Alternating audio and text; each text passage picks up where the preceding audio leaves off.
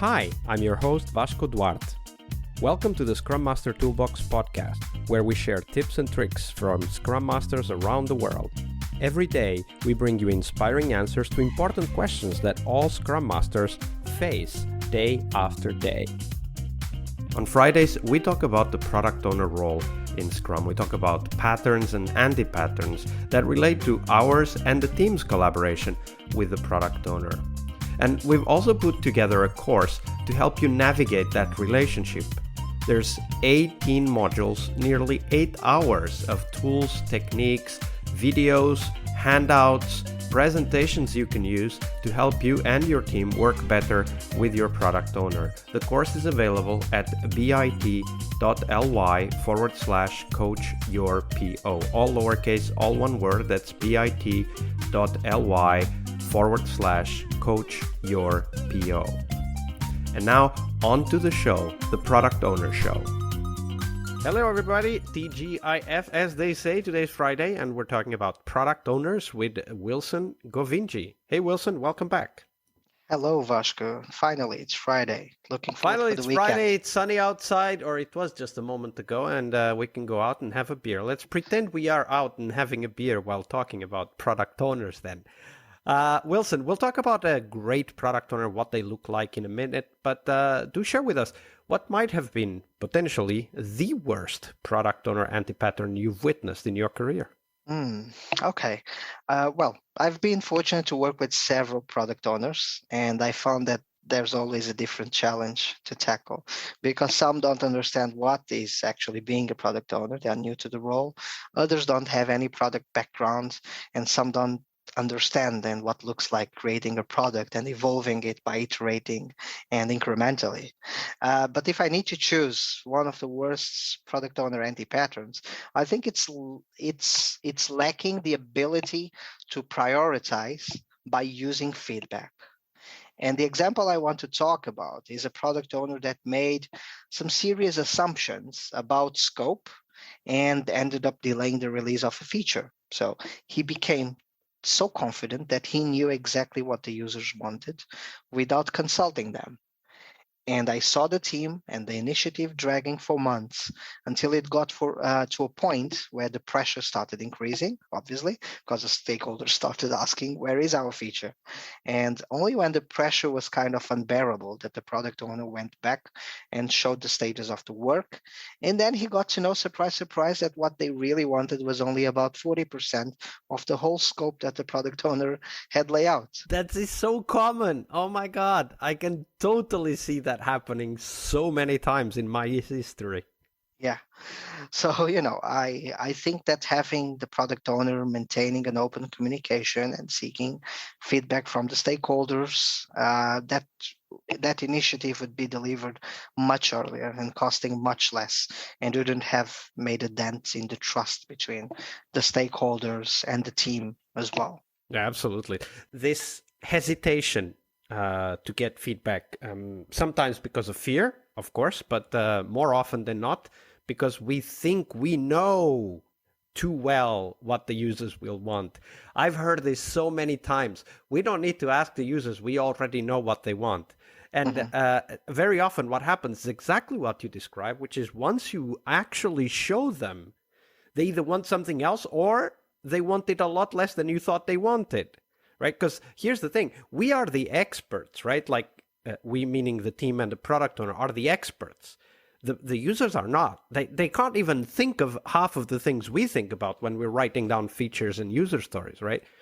So if you had to coach a PO in that situation today, Wilson, how would you start that conversation about feedback?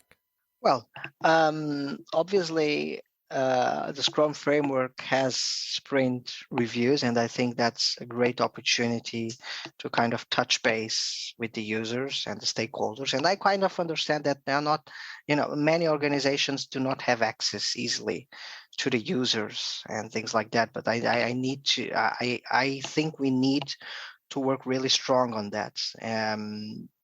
So basically, if it's not in the sprint review, it can be outside the sprint review. So there is not exact moment in time where the product owner should go and ask for feedback. It can be anytime, to be honest, right?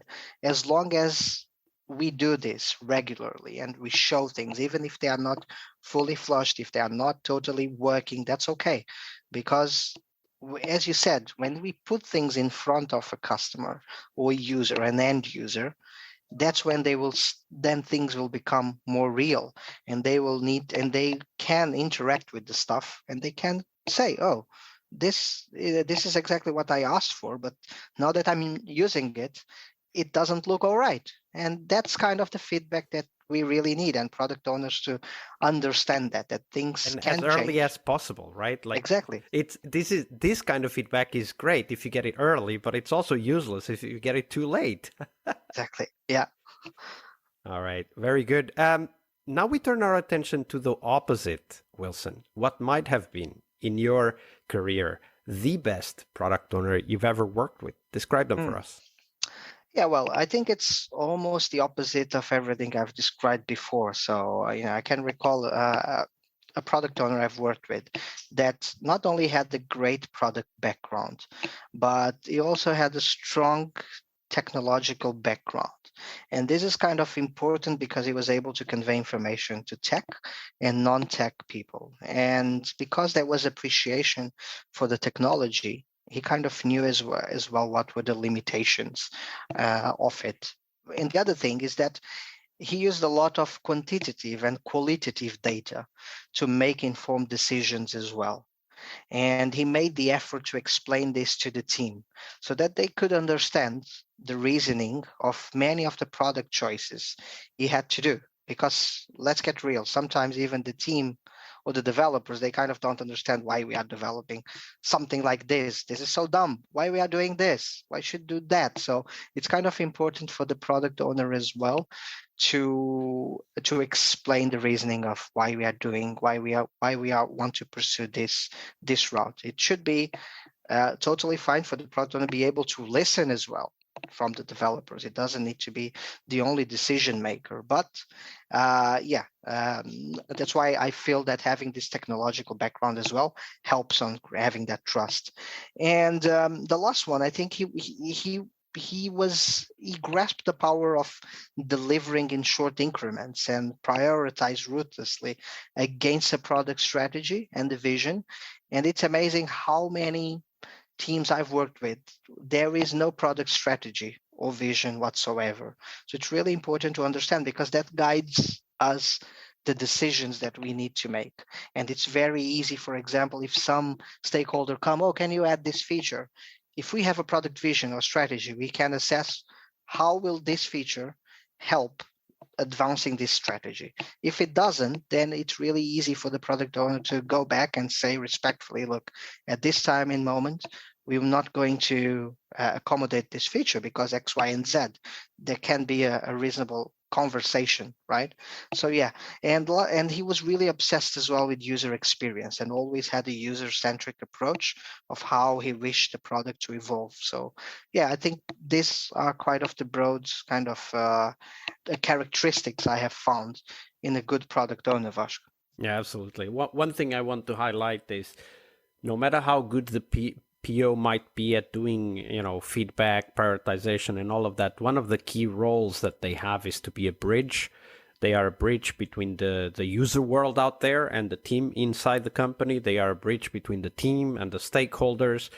Sometimes, and not that uncommon, they are a bridge between stakeholders who don't, see eye to eye in terms of certain decisions that need to be made. And being a bridge is a lot about being a facilitator. And there we can definitely help the product owner because that's our skill set. That's what we are as Scrum Masters. We are facilitators. We are bridge builders. So definitely a key aspect that you mentioned that I wanted to highlight. Absolutely. It's the end of the week, Wilson. We are sad to see you go, but we're happy you've been here with us. And to make sure that people can get in touch with you and know more about what you do, where can people find out more? I can be found in LinkedIn for sure. I've also created an Instagram kind of account where I usually share some some things. And I also have a Medium page where I write. Well, I used to write more. I need to find the time to revive that passion about writing. So yeah, definitely these three places people can find me. Absolutely. And we'll put the link on the show notes so that everybody can easily find Wilson on those three platforms. Yeah. Wilson, it's been a pleasure. Thank you very much for your generosity with your time and your knowledge. Well, thank you very much for having me. It was a blast. I really enjoyed being here and sharing some stories. Thank you, Vashk. One more week of the Scrum Master Toolbox podcast is over. But there's a lot more we have to share. We have developed our own membership site where you find a community of active and engaged Scrum Masters. In this site, you get access to exclusive content and get to interact with us, your podcast hosts, as well as the best Scrum Masters in the world. Join us at scrummastertoolbox.com/podcast and keep this podcast free of advertising. See you next week for one more week full of Scrum Master tips and tricks. We really hope you liked our show. And if you did, why not rate this podcast on Stitcher or iTunes? Share this podcast and let other Scrum Masters know about this valuable resource for their work. Remember that sharing is caring.